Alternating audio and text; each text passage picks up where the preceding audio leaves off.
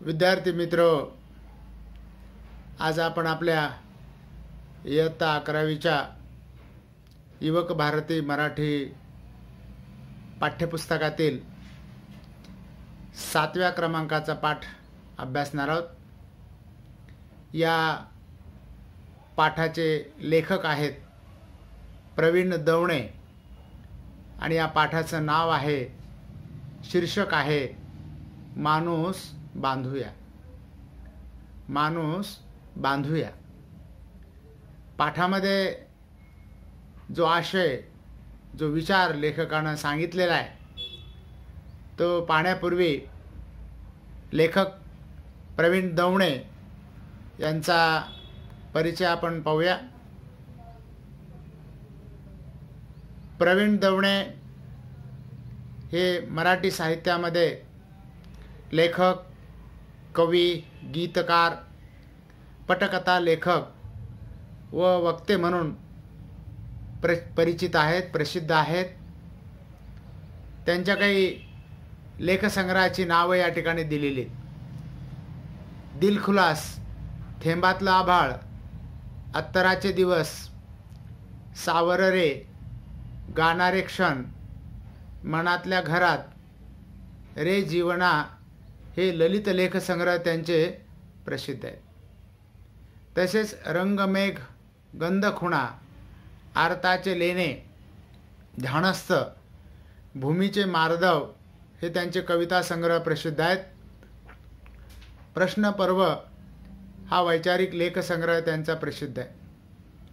दिलखुलास, थेंबातलं आभाळ, सावर रे, लेखनाची आनंद यात्रा, वय वादळ विजांचं हे विशेष त्यांचे गाजलेले कार्यक्रम आपल्याला सांगता येतील। सर्वोत्कृष्ट वाङ्मयाच्या महाराष्ट्र राज्य पुरस्कारानं त्यांना 5 वेळा सन्मानित करण्यात आलेलं आहे। गदिमा प्रतिष्ठान पुणे या संस्थेचा चैत्रबन पुरस्कार, मास्टर दीनानाथ मंगेशकर प्रतिष्ठानचा शांता शेळके सरस्वती पुरस्कार आणि अन्य अनेक पुरस्कारांनी त्यांना सन्मानित करण्यात आलेला आहे। विद्यार्थी मित्र, प्रस्तुत पाठ जो आहे माणूस बांधूया, हा पाठ प्रश्नपर्व या वैचारिक लेखसंग्रहातून घेतलेला आहे। हा एक वैचारिक लेखच आहे, विचार करणारा, विचार करायला लावणारा असा हा पाठ आहे। या पाठामध्ये लेखकानं संवादाबद्दल वर्णन केलेलं आहे की संवाद हा माणूसपणाचा धर्म आहे। माणसानं माणसाशी माणसाप्रमाणे वागलं पाहिजे, हा मनुष्य धर्म आहे आणि हा मनुष्य धर्म निभावण्यासाठी एकमेकांशी संवाद साधणं अतिशय गरजेचं आहे, आवश्यक झालेलं आहे। संवादाबरोबरच आज आवश्यक आहे तो म्हणे एकमेकांना सुसंवादाने जोडण्याचा ध्यास घेणं। बघा, एकमेकांशी बोलणं म्हणजे संवाद साधणं। आज बघा, आपण प्रत्यक्ष जरी आपल्याला वर्गामध्ये तास घेता येत नसले तरी आपण एकमेकांशी गुगल मीटच्या माध्यमातून किंवा या इंटरनेटच्या माध्यमातून, या रेकॉर्डिंगच्या माध्यमातून आपण आपल्याशी संवाद साधतो आहोत। पण आज एकमेकांची मनं दुरावत चाललेली आहेत हे लेखक या ठिकाणी सांगतोय। कारण मनानं माणसं जवळ आली पाहिजेत। मोबाईलच्या साहाय्यानं संवाद साधता येतो, पण तो आत्म्याचा संवाद होत नाही हे लेखक या ठिकाणी सांगतो। मोबाईल, इंटरनेटच्या जमान्यातील आजच्या पिढीचा प्रत्यक्ष संवाद तुटत चालल्याची खंत या पाठात होत चाललेली आहे, व्यक्त केलेली आहे। बघा, आता मोबाईल आणि इंटरनेटचा काळ आलेला आहे, जमाना आलेला आहे आणि आजची पिढी जी आहे, बघा, आपल्याला असे अनेक अनुभव येतील की मोबाईलवर सारखे माणसं बोलत राहतात। आपल्यासमोर एखादा ओळखीचा व्यक्ती असेल तर त्याला न बोलता दूरच्या व्यक्तीशी मोबाईलवर बोलत राहतात। हा इंटरनेटचा काळ आहे, इंटरनेटचा जमाना आहे। म्हणून लेखक या ठिकाणी सांगतो की प्रत्यक्ष संवाद आज तुटत चाललेला आहे। केवळ यंत्रसंवाद होतोय. बघा, आज आपण या इंटरनेटच्या माध्यमातून, व्हिडिओच्या माध्यमातून आपण आपल्याशी संवाद साधतो आहोत, पण हा यंत्रवत संवाद आहे. प्रत्यक्ष जोपर्यंत तास होत नाहीत तोपर्यंत त्या संवादामध्ये आत्मीयता येत नाही. म्हणून लेखक या ठिकाणी सांगतो की केवळ यंत्रसंवादापेक्षा प्रत्यक्ष माणूस बांधणाऱ्या हृदय संवादाचा आग्रह धरणारा हा लेख वर्तमान स्थितीत अंतर्मुख करणार आहे, आपल्याला विचार करायला लावणार आहे. हृदयाचा संवाद झाला पाहिजे की आत्मीयता, प्रेम, जिव्हाळा, स्नेह हा आधुनिक काळामध्ये कमी होत चाललेला आहे. त्याची अनेक कारणं लेखकानं या पाठामध्ये सांगितलेली आहेत. लेखक या ठिकाणी सुरुवातीला वर्णन करतो बघा, की लेखक म्हणतो बघा, न बोलताही संवाद होणारा संवेदनशील काळ मागं पडून आता खूप बोलूनही काळीज न ओलावणारा काळ आला आहे. कारणं अनेक आहेत, पण मला जाणवणारं मुख्य कारण म्हणजे माणूस मिथ्या, सोनं सत्य हे तत्वज्ञान आरपार बिंबवलं गेलं आहे. पैसा मिळवला की माणूस सुखी होतो हा निष्कर्ष गरिबीतून येऊ शकतो, पण गरिबी दूर करताना दुसरेच एक आंतरिक दारिद्र्य निर्माण होऊ नये याची दक्षता मार्केटिंगच्या भरात घेतली गेली नाही. यातून संवाद, सुसंवाद, प्रेम, माया, वात्सल्य काय मिळणार? भावनेवर का जगता येणार? असे प्रश्न विचारणारा एक वर्ग जगात निर्माण झाला. पहा, लेखकानं सुरुवातीलाच वर्णन केलेलं आहे की न बोलता सुद्धा आपल्याला संवाद होणारा संवेदनशील काळ मागं पडलेला आहे. एकमेकाबद्दल आत्मीयता, प्रेम, जिव्हाळा पूर्वीच्या पिढीमध्ये होता, ही संवेदना होती. आज माणसाला माणसाबद्दल फारसं प्रेम राहिलं नाही, एक निष्ठुरपणा वाढत चाललेला आहे, हे लेखक या ठिकाणी सांगतोय. म्हणून आता खूप बोलूनही काळीज न ओलावणारा काळ आलाय. बघा, म्हणजे प्रेमच नाही त्याच्यामध्ये, संवादामध्ये प्रेम नाही, आत्मीयता नाही, जिव्हाळा नाही. वरवरचं माणसं बोलतात, मोबाईलवर सुद्धा खोटं बोलता येतं आणि आपण अनेक वेळेला खोटं बोलतो मोबाईलवर सुद्धा. किंवा दुसरा बोलत असेल तर मग त्याच्याशी खूप बोलायचं, त्यानं फोन लावलेला असेल तर. आपण फोन लावलेला असेल तर त्या ठिकाणी जास्त बोलत नाही, किंवा कधी कधी एखाद्याचा फोनसुद्धा आपण उचलत नाही. म्हणून लेखक या ठिकाणी म्हणतो की आज काळीज न ओलावणारा काळ आलेला आहे, की माणसं निष्ठुर बनलेली आहेत. दुःखाची जाणीव काही वाटत नाही, आत्मीयता वाटत नाही. पूर्वी एकत्र कुटुंब पद्धती होती, एकत्र कुटुंब पद्धतीमध्ये संवाद असायचा. पहा, एका कुटुंबामध्ये आज प्रत्येकाकडं मोबाईल आहे. घरामध्ये आई मोबाईलवर असते, वडील मोबाईलवर असतात, मुलं मोबाईलवर असतात, एकमेकांशी बोलत नाहीत. असा अखंड त्यांचा मोबाईलचा खेळ चालू असतो. याचं कारण अनेक आहेत, हे लेखक या ठिकाणी सांगतो. असं का घडलं? आत्मीयता, प्रेम, जिव्हाळा का नाही राहिला? आज आपल्याला मुलांना आईवडिलाबद्दल काही वाटत नाही, शिक्षकांबद्दल वाटत नाही, मोठ्या माणसांबद्दल फारशी आत्मीयता, तळमळ वाटत नाही, किंवा घरातल्या आजी आजोबाबद्दल एक आत्मीयता वाटत नाही. त्याच्या अनेक कारणापैकी एक कारण लेखक या ठिकाणी सांगतो की हल्ली माणूस मिथ्या, सोनं सत्य हे तत्वज्ञान आरपार बिंबवलं गेलं आहे. म्हणजे पैसा कमावला पाहिजे, सोनं कमावलं पाहिजे, संपत्ती कमावली पाहिजे, आणि जगामध्ये हे व्यावहारिक तत्वज्ञान बिंबवलं गेलं आहे. पैसा मिळवला की माणूस सुखी होतो असा विचार लोक करू लागलेले आहेत. पण पैसा हे साधन आहे, पण पैसा म्हणजे सर्वस्व नाही. पण हल्ली आपण सगळेजण पैशाच्या मागं पळतो आहोत. मग पैसा कमवायचा का लक्ष्मी कमवायची?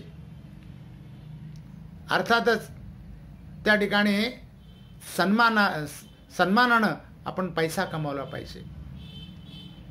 नीतिमत्तेनं पैसा कमावला पाहिजे, कष्ट करून पैसा कमावला पाहिजे, कारण पैसा हे जीवन जगण्याचं एक साधन आहे. मोठमोठ्या शहरामध्ये आज लोक नुसते पैशाच्या मागं पळत आहेत. लोकांना एकमेकांशी भेटायला, एकमेकांशी बोलायला वेळ नाही. मुंबईसारख्या ठिकाणी आईवडिलांची आणि मुलाची भेट होत नाही.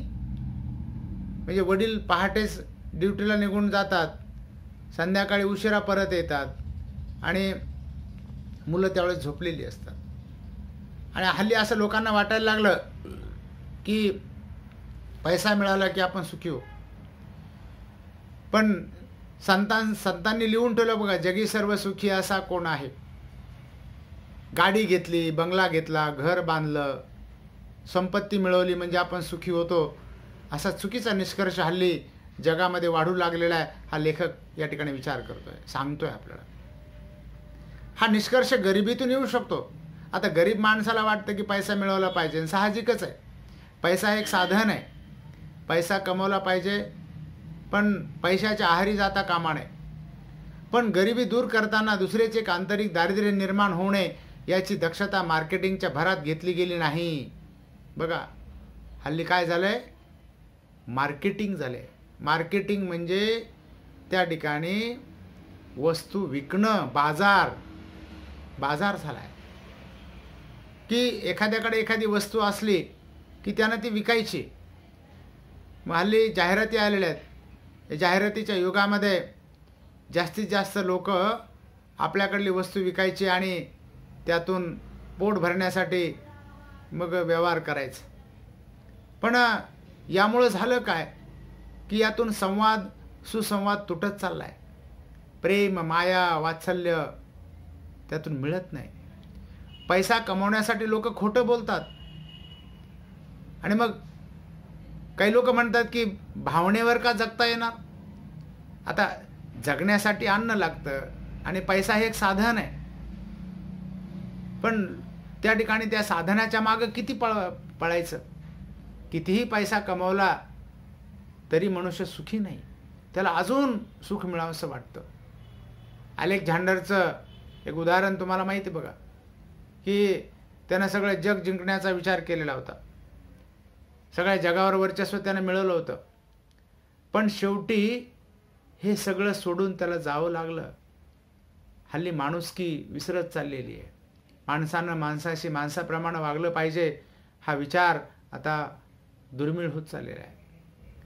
की शहरी संस्कृती वाढत चालली आहे, पाश्चात्य संस्कृतीचं आक्रमण आपल्याकडं होत आहे, हा विचार या ठिकाणी लेखक सांगतोय.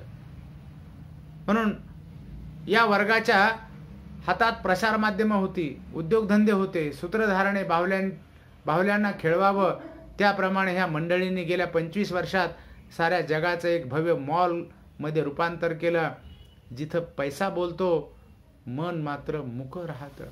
बघा आता मॉल संस्कृती आपल्याला माहिती आहे. शहरामध्ये मोठमोठे दुकानं निर्माण झालेले, मॉल निर्माण झालेले.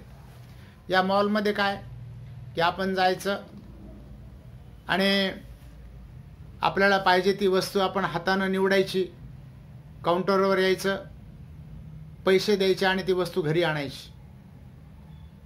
कारण पूर्वी वस्तू मागावी लागायची दुकानदाराला, आता मागण्याची गरज नाही. एवढंच काय, फोनवर वस्तू हजर आहे. एवढंच नाही तर आपण ऑनलाईनसुद्धा शॉपिंग करू शकतो. शहरी लोकांचा किंवा चंगळवादी जीवन जगणाऱ्या लोकांचा त्या ठिकाणी हा खेळ सुरू झालेला आहे. जसं सूत्रधार एखादा बघा बाहुलीचा खेळ असतो बघा, त्या बाहुलीला बारीक दोऱ्या बांधलेल्या असतात. त्या दोऱ्या आपल्याला दिसत नाहीत आणि त्याच्या दोऱ्या त्याच्या हाताला बांधलेल्या असतात. त्या हाताची बोटं जशी तो फिरविल त्याप्रमाणे ती बाहुली उड्या मारत असते. त्याप्रमाणे या मंडळीच्या हातामध्ये सगळी प्रसार माध्यम आहेत, उद्योगधंदे आहेत.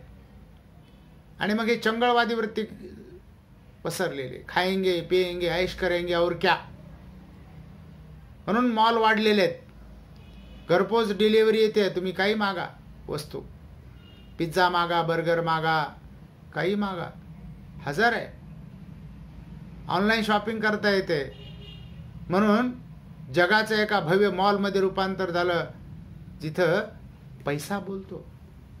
आज बघा इंटरनेटच्या साहाय्यानं जग जवळ आलेलं आहे. आपण सगळे अतिशय संवाद आपल्याकडं वेगानं त्या ठिकाणी संवाद होतोय, पण त्या संवादामध्ये आत्मीयता नाही. कारण मन मात्र मुकं राहतं. माणसं वरवरचं बोलतात, उसनं बोलतात, उसनं हसतात, कारण मनातून कोणती गोष्ट नसते. आज बघा विद्यार्थ्यांना सुद्धा शिक्षकाबद्दल आत्मीयता वाटेनाशी झालेली आहे, कारण त्यांनी एकमेकांशी त्यांचा हृदयसंवाद झालेलाच नसतो. की सगळं काही पैशानं मिळतं असं या नवीन पिढीला वाटू लागलेलं आहे, याची खंत लेखक या ठिकाणी सांगतोय. पहा, लेखकानं पुढं काय म्हटलेलं आहे की एकदा पैशाने जगता येतं, पैशासाठी जगायचं असतं, हाच जगण्याचा उद्देश झाला की मग शिक्षण पैशासाठीच होतं. सजणं धजणं, प्रेम, कलानिर्मिती, श्रद्धा, भक्ती, मंदिरं यांचीही दुकानं होतात. मग दुकानातली भाषा खरेदी विक्रीचीच असते. तिथं संवाद नसतो, असतो तो खरेदी विक्रीचा व्यवहार. बघा पहा, लेखकानं काय म्हटलेलं आहे की आपल्याकडे म्हणतात बघा, म्हण आहे, the whole thing is that की भैया सबसे बडा रुपया. कारण लोकांना वाटू लागले की पैसा कमवायचा. आपलं शिक्षणाचं ध्येय तरी आपण काय ठरवलेलं असतं, खूप शिकायचं आणि खूप पैसा कमवायचं. अनेकांनी ठरवलेलं असतं की डॉक्टर व्हायचं, इंजिनियर व्हायचं आणि खूप पैसा कमवायचा. मग जगण्याचा उद्देशच फक्त पैसा होतो आणि शिक्षणसुद्धा पैशासाठीच केलं जातं. आज बघा 10वीपर्यंत मुलाला इंग्लिश मिडियमला टाकतात, त्याच्यानंतर पुढे तो डॉक्टर झाला पाहिजे, इंजिनियर झाला पाहिजे, यासाठी आईवडील रात्रंदिवस कष्ट करतात. त्याला वेगवेगळ्या प्रकारचे क्लासेस लावून देतात, शहरामध्ये ठेवतात, हॉस्टेलवर ठेवतात, मेस लावून देतात, लाखो रुपये त्याच्यावर खर्च करतात, कारण त्याने शिकून खूप पैसा कमवला पाहिजे. पण सजणं धजणं, प्रेम, कलानिर्मिती, श्रद्धा, भक्ती, मंदिरं यांचीही दुकानं होतात. बघा हल्ली हे सगळं दुर्मिळ होत चाललंय. मंदिरामध्ये जायचं पण त्या देवाबद्दलचं प्रेम नसतं, देवाबद्दलची आत्मीयता नसते, आपुलकी नसते. मग तिथं खरेदी विक्रीची भाषा चालते. देवाची मूर्ती घेताना सुद्धा आपण भाव करून घेतो, फुलं घेताना सुद्धा भाव करून घेतो. शहरामध्ये तर लोकांना वेळ नाही, रस्त्यानं जातानाच एखादं मंदिर लागलं तर दुरूनच नमस्कार करतात. म्हणजे कलानिर्मिती, श्रद्धा, प्रेम किंवा सजावट याच्याकडे लक्ष द्यायला लोकांना वेळ नसतो. म्हणून यांची दुकानं होतात असं लेखक या ठिकाणी सांगतोय. दुकानामध्ये काय होतं की दुकानावर आपण जातो, पैसे देतो आणि वस्तू खरेदी करतो, पण त्याच्यामध्ये प्रेम नसतं. आईची जी माया आहे किंवा प्रेम जे आहे आईचं, किंवा कुठलंही प्रेम विकत घेता येत नाही, आत्मीयता विकत घेता येत नसते. आई वडील आपल्यावर किती प्रेम करतात हे शब्दानं सांगून कळत नाही. म्हणून दुकानावर मात्र खरेदी विक्रीची भाषा असते, तिथं संवाद नसतो, असतो तो खरेदी विक्रीचा व्यवहार. बघा किती तुम्ही देता, किती घेता, याचाच लोक विचार करत राहतात. हीच दुकानाची लागण बाहेरून आत सरकली, बघता बघता घरही अबोल झाली. वडील आई यांच्या स्पर्शातून जाणवणारं वात्सल्याचं उबदार घर आर्थिक हव्यासाच्या बुलडोजर खाली भुईसपाट झालं न तिथं बांधला गेला नात्याचा एक चकचकीत काच महाल. पहा, लेखक या ठिकाणी वर्णन करतोय की ही दुकानाची लागण घरामध्ये सुद्धा आली आहे, घरही अबोल झाली. पूर्वी आईवडिलाचा स्पर्श मुलांना असायचा. आता बघा शहरामध्ये लहान मुलांना पाळण्याघरामध्ये ठेवून आईवडील नोकरीला जातात, दोघंही कामधंद्याला जातात, पण ते वात्सल्य त्या पाळणाघरामध्ये त्यांना मिळत नाही मुलांना. किंवा लहानपणीच एखाद्या हॉस्टेलमध्ये ठेवून त्याच्या भवितव्याची लहानपणापासूनच चिंता करणारे आईवडील आहेत.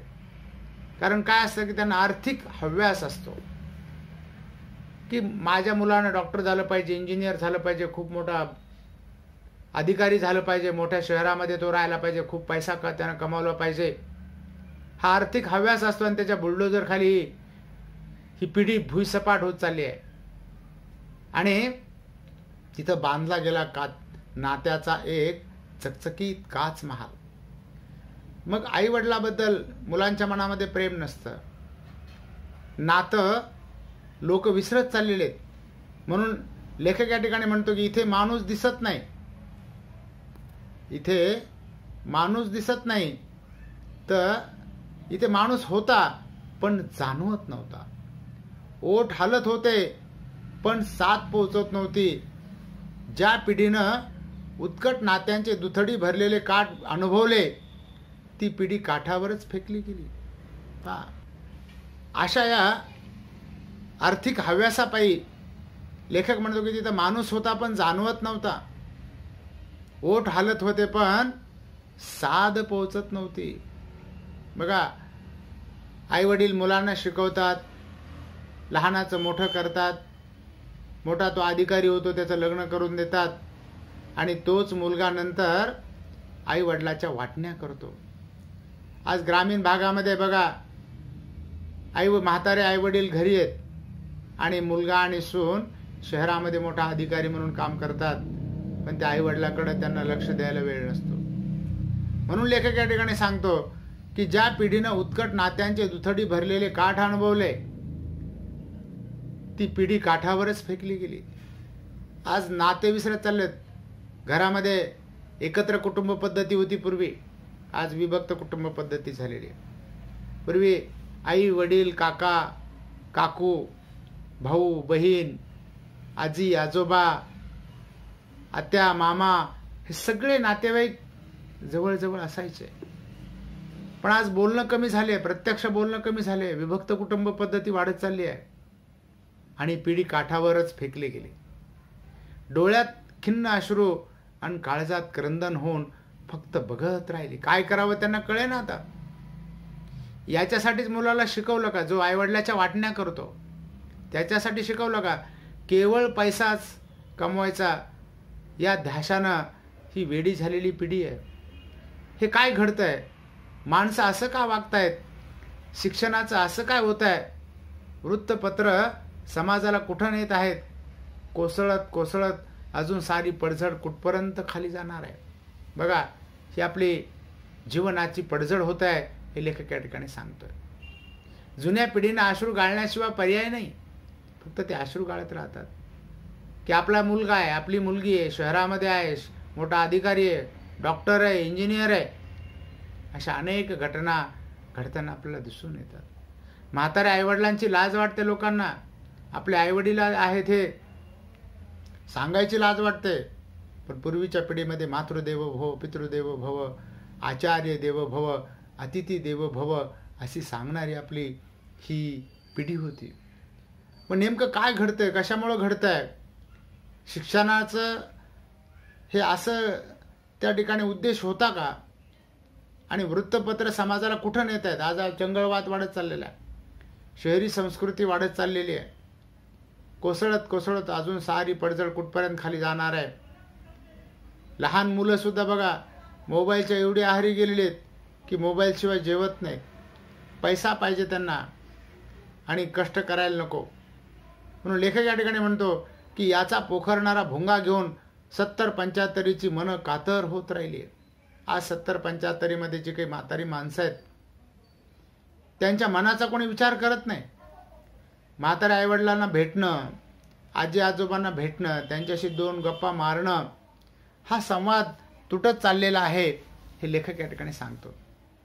अर्थात त्यांना काय वाटतं याकडे लक्ष द्यायला दुकानरूप जगाला पैशानं सुख खरेदी करायला निघालेल्या घराला वेळच कुठं होता? की आईवडिलांना काय वाईट वाटत असेल, त्यांची मनं काय म्हणत असतील, ते किती दुःखी होत असतील याचा कोणी विचार करत नाही. याकडे लक्ष द्यायला कोणाला वेळ नाही आहे. म्हणून केवळ बघा शहरातली जी मुलं आहेत जी नोकरीला लागली, जी शिकली, त्यांचे आईवडील खेड्यामध्ये किंवा दूरवर राहतात, त्यांना भेटायला सुद्धा त्यांना वेळ नसतो. म्हणून दुकानरूप जगाला पैशानं सुख खरेदी करायला निघालेल्या घराला वेळच कुठं होता. काही मुलं शिकून परदेशामध्ये नोकरीला लागतात, खूप पैसा कमवतात, परंतु म्हाताऱ्या आईवडिलांना सुद्धा ते भेटायला कधी येत नाहीत. म्हणून तरुण चाकं धावत होती, म्हातारे पाय काठावर थरथरत उभेच होते, पैलतीराची नाव येईल म्हणून. शेवटी म्हाताऱ्या माणसाला काय वाटतं की ह्या दुःखापेक्षा आपलं मरण बरं. पैलतीराची नाव म्हणजे आपलं जीवन सार्थकी लागेल. या जगातून आपण केव्हा तरी निघून जाणार आहोत, पण तरुण पिढी धावते, नुसती पैशाच्या मागे धावते आहे. म्हणून लेखकानं पुढे म्हटलेले बघा, संवादाचं मूल्य तुडवणाऱ्या या काळात संवेदनांचे निरोप समारंभ साजरे होऊ लागले. घर, शाळा, मंदिरं ही समाजाची आशास्थानं होती, पण या काळात घर म्हणजे 4 घटकांचा निवारा.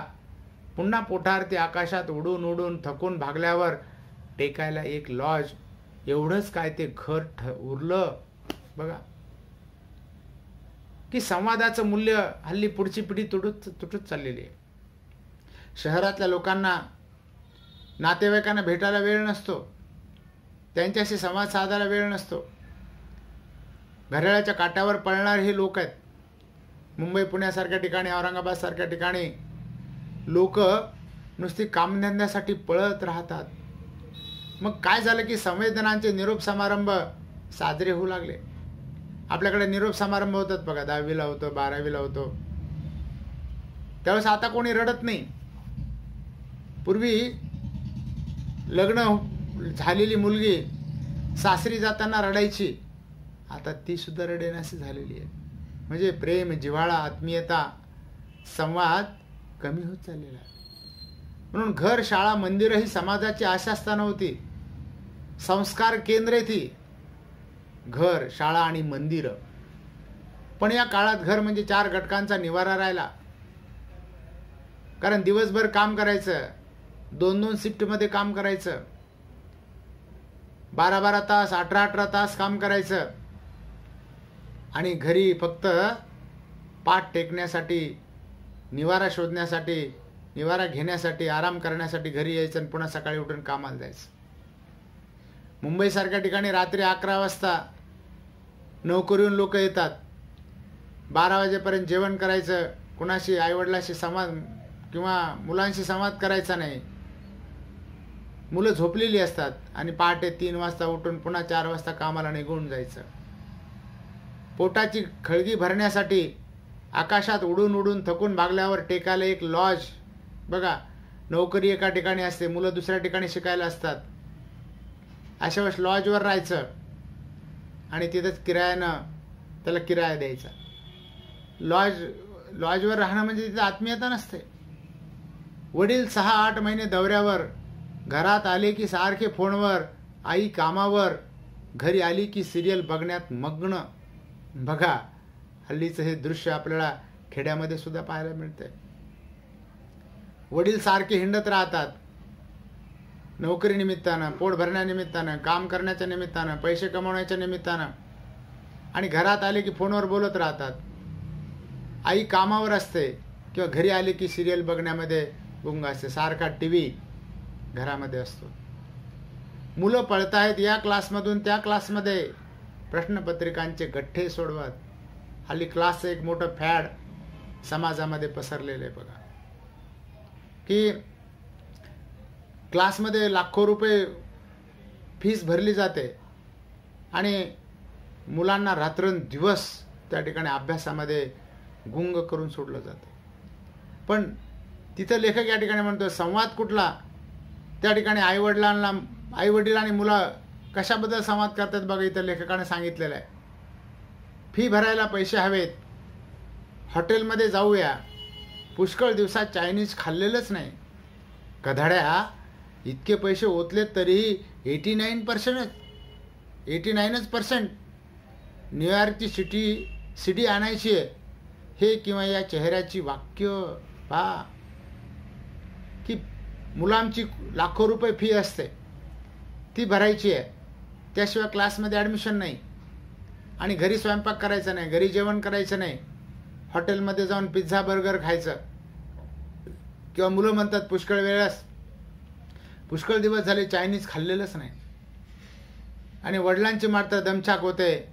ते म्हणतात गधड्या इतके पैसे ओतलेत तरी 89% बघा, 89% मार्क्स मिळाले. म्हणजे मुलानं 100 पैकी 100 मार्क्स मिळवावेत, 100% मार्क्स मिळवावेत ही आईवडिलांची अपेक्षा. टक्केवारीच्या मागे पळणारी ही पिढी आहे. मार्क्स म्हणजे गुणवत्ता नाही हे लोकांच्या लक्षात येत नाही, पण मार्क्स वाढवण्यासाठी मिळवण्यासाठी चढाओढ असते माणसाची.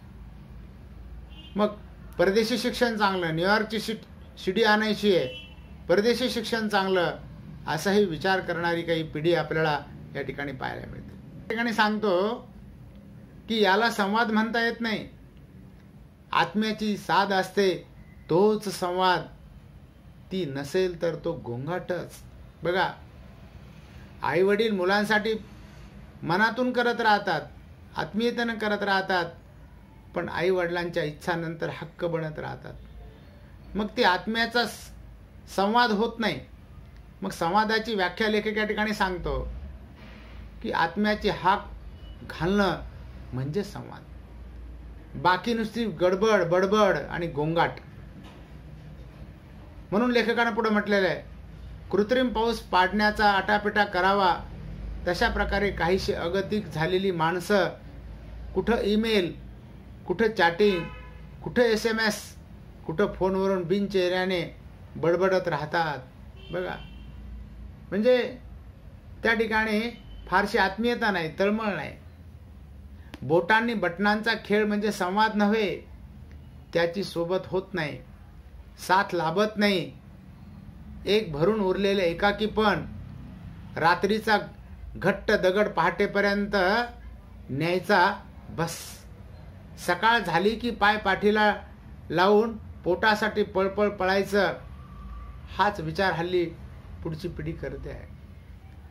आता कृत्रिम पावसामध्ये आणि नैसर्गिक पावसामध्ये फरकच आहे. कृत्रिम पाऊस पडेलच असं नाही, म्हणून नुसतं बोलणं म्हणजे संवाद नाही हे लेखक या ठिकाणी सांगतोय. म्हणून सकाळी उठलात की आपण पहिला लगे मोबाईलवर बघतो, ईमेल बघतो, चॅटिंग करतो, SMS पाठवतो, किंवा व्हॉट्सअपवर खेळत राहतो, पाहत राहतो, आणि बिनचेहऱ्यानं फोनवरून माणसं बडबडत राहतात, बोलतात, पण आत्मीयता नसते. मग नुसतं एकमेकांशी समोरासमोर न बोलता नुसतंच एकमेकांना मॅसेज करत राहणं. म्हणून लेखक या ठिकाणी म्हणतो, बोटांनी बटनांचा खेळ म्हणजे संवाद नव्हे. रात्री झोपेपर्यंत आपण मोबाईल खेळत राहतो आणि सकाळी उठल्यापासून बरोबर मोबाईल खेळत राहतो. दिवसभर आपल्या हातामध्ये मोबाईल असतो. वाहनं चालवताना सुद्धा लोक मोबाईलवर बोलत राहतात, पण तो संवाद होत नाही हे लेखक या ठिकाणी सांगतो. म्हणून त्याची सोबत होत नाही, साथ लाभत नाही, एक भरून उरलेलं एकाकीपण त्याच्यामध्ये असतं. आत्मीयता नसते, कारण एकाकीपण जाणवतं, आपलं म्हणून कोणी वाटत नाही. मग होतं काय की रात्रीचा घट्ट दगड पहाटेपर्यंत न्यायचा बस, की रात्र झाली की झोपायचं, पहाट झालं की कामाला जायचं, की पाय पाठीला लावून पोटासाठी पळपळ पळायचं. ही पोटासाठी आपली धडपड सतत चालूच असते. म्हणून लेखक पुढे म्हणतोय, कुठं पळतोय भान नाही, सतत चिंता, उद्या उद्या उद्याची. आज गेला खड्ड्यात, उद्या येत नाही, खड्डा खोल होत जातो. ही आजची भीषण स्थिती आहे. बघा, माणूस आशेवर जीवन जगतो. आज आपल्या जीवनामध्ये यातना आहेत, कष्ट आहेत, दुःख आहेत. खूप पैसा कमवायचा, पोटासाठी पळ पळ पळ पळ पळायचं. कशासाठी? पोटासाठी. आपण म्हणतो the whole thing is that की भैया सबसे बडा रुपया, अशी अवस्था आपली निर्माण झाली. पण कुठं पळतो याचंही भान नाही, सतत चिंता वाटत राहते. चिंता से घटे शरीर, दुःख से घटे चतुराई, पाप से घटे लक्ष्मी, कहते हे दास कबीर. उद्या तरी आपलं चांगलं होईल, उद्या तरी आपलं भलं होईल. मग माणसं उद्यासाठी जगत राहतात आणि आजचा दिवस मात्र त्यांचा दुःखामध्ये जातो. म्हणून लेखक म्हणतो की आज गेला खड्ड्यात, उद्या येत नाही. जो माणसाच्या जीवनामधला उद्या कधीच उगवत नसतो. म्हणून आजच्यासाठी आपण जीवन जगलं पाहिजे. कोण काळ येईल कैसा याचा न कळे की भरवसा जैसे पक्षी दाही दिशा उडवून जाते. माणसाचं श्वासाचं आयुष्य आहे, पण तरी माणसाला माणसाबद्दल काही आत्मीयता राहिलेली नाही, प्रेम नाही, जिव्हाळा नाही. म्हणून ही आजची भीषण परिस्थिती लेखक सांगतोय. संगणकाच्या बोटांनी आयटीची कळ आयटीत फिरवीत भारताची अमेरिका करणारे आपणच. बघा, आपल्याकडे संगणक आले, कॉम्प्युटर आले, इन्फॉर्मेशन टेक्नॉलॉजी आली. आयटी म्हणजे इन्फॉर्मेशन टेक्नॉलॉजी, माहिती तंत्रज्ञानाचा स्फोट झाला.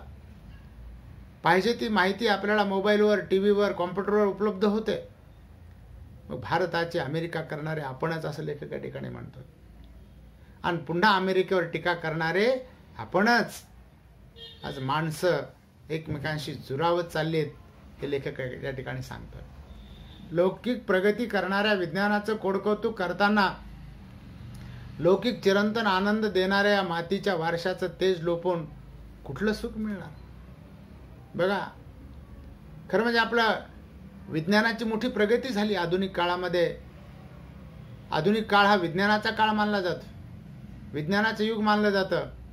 विज्ञानाचं कोडकौतुक आपण करतो, परंतु याच्यामध्ये चिरंतन आनंद देणाऱ्या या मातीच्या वारशाचं तेज लोपून कुठलं सुख मिळणार. हा चिरंतन ठेवा आहे आपला, गड्या आपला गाव बरा. म्हणून माणसानं माणसाशी माणसाप्रमाणे वागलं पाहिजे. म्हणून मातृदेवो भव, पितृदेवो भव, आचार्य देवो भव, अतिथी देवो भव अशी सांगणारी आपली संस्कृती आहे. म्हणून सुख मिळत नाही, सुख पैशात नाही, सुख माणसात आहे, सुख कुटुंबात आहे, सुख आत्मीयतेमध्ये आहे आणि सुख प्रेमामध्ये आहे.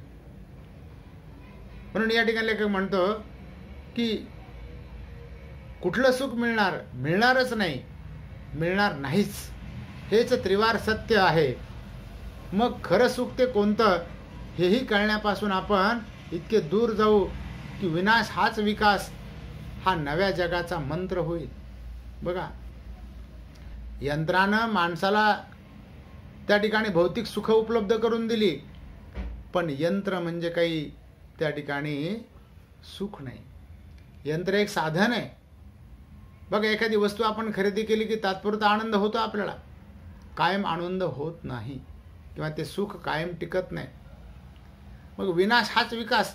घरामध्ये टी व्ही खरेदी केला, 4 दिवस आनंद होतो, पण त्याची किरकिर आपल्याला वाटू लागते.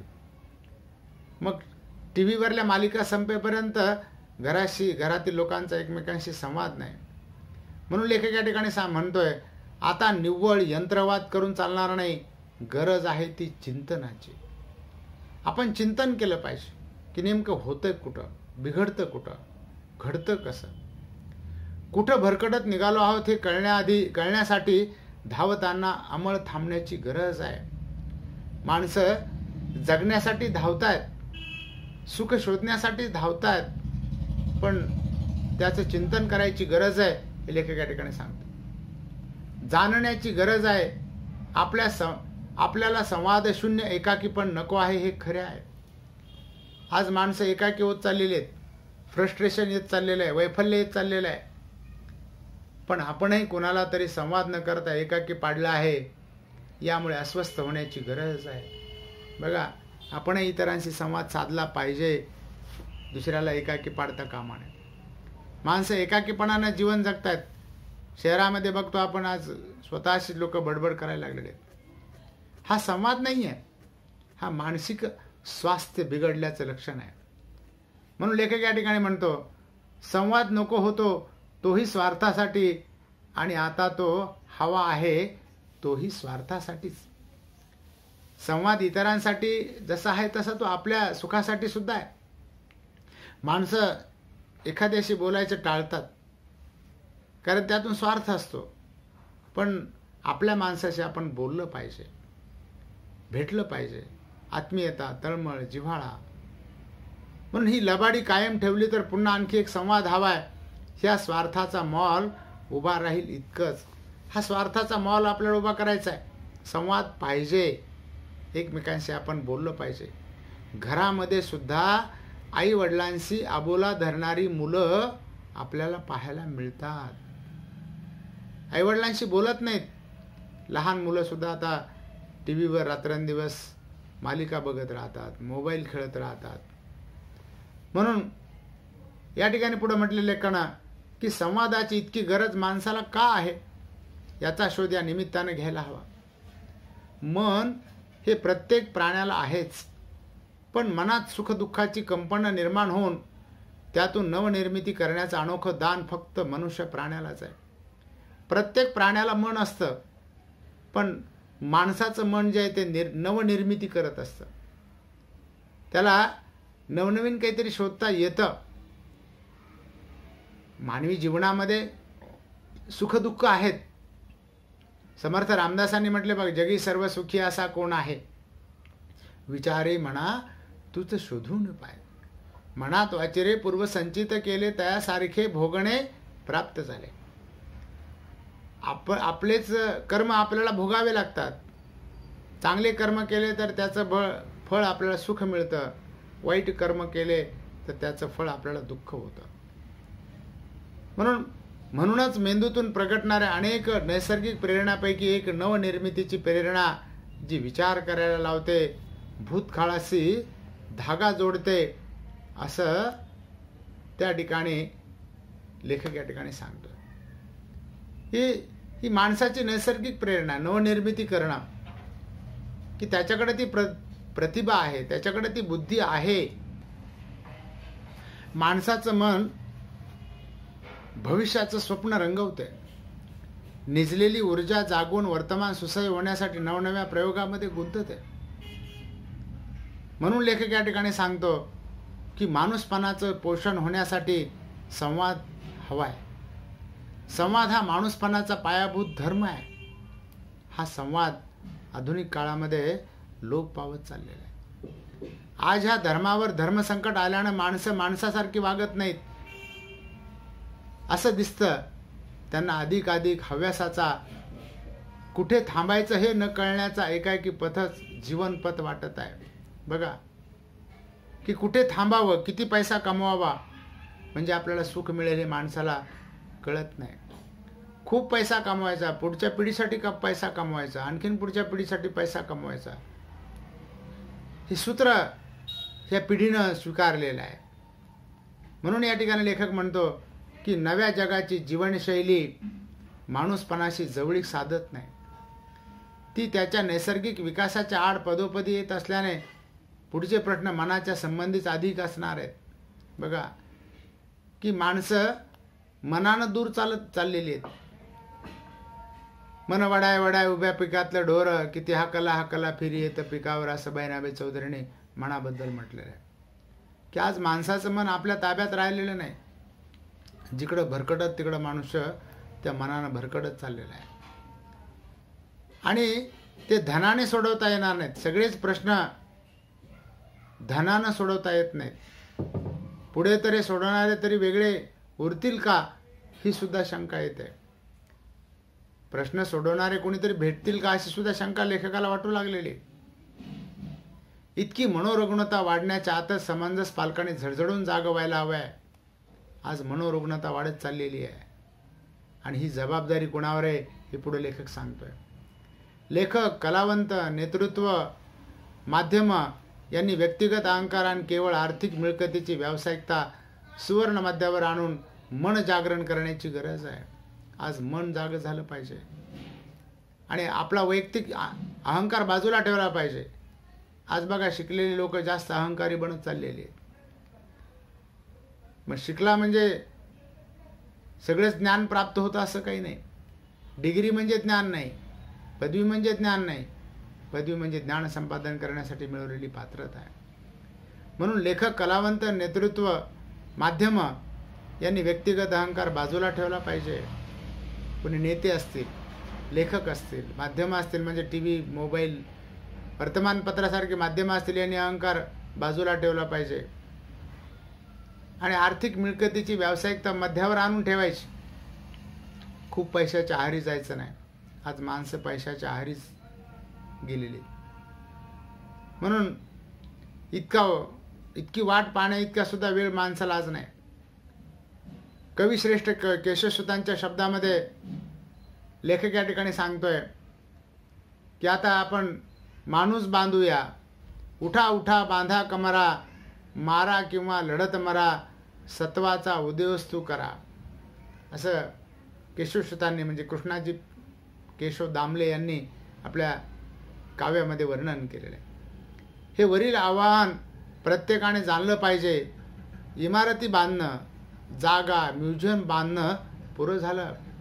आज बघा, एक घर झालं की दुसरं घर असं वाटतं, दुसरं घर झालं की तिसरं घर असं वाटतं, शहरामध्ये घर असं वाटतं, दुसऱ्या शहरात घर असं वाटतं, गाडी असं वाटते, बंगला असा वाटतो. पण लेखक या ठिकाणी म्हणतो इमारती बांधणं, जागा बांधणं, म्युझियम बांधणं आता पुरं झालं. चला माणूस बांधूया, चला माणूस बांधूया. अशा प्रकारे माणसानं माणसाशी माणसाप्रमाणे वर्तन केलं पाहिजे. या माणुसकीनं आपण जीवन जगलं पाहिजे, हा विचार लेखक या ठिकाणी सांगतो. चला माणूस बांधूया अंतरीच्या उमाळ्याने, संवादातील जिव्हाळ्याने. चला माणूस बांधूया अंतरीच्या उमाळ्याने, संवादातील जिव्हाळ्याने. म्हणून आपण आपल्याशी संवाद साधला पाहिजे, एकमेकांशी प्रेमानं, आत्मीयतेनं, तळमळीनं, जिव्हाळ्यानं आपण वागलं पाहिजे, हा विचार या ठिकाणी लेखक सांगतोय. विद्यार्थी मित्रो, हा पाठ या ठिकाणी संपलेला आहे. प्रश्न पर्व या विचारसंग्रहातून घेतलेला हा पाठ आहे. आज इथं आपण थांबूया. धन्यवाद.